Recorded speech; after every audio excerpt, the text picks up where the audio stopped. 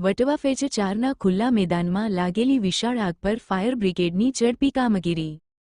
Vatva phase 4 ખાતે જક્ષીબા એસ્ટેટની બાજુમાં આવેલા એક ખુલ્લા મેદાનમાં કચરામાં 11 ડિસેમ્બરે લગભગ સાંજે 5:10 કલાકે અજાણ્યા કારણોસર અચાનક આગ લાગવાની ઘટના બની હતી।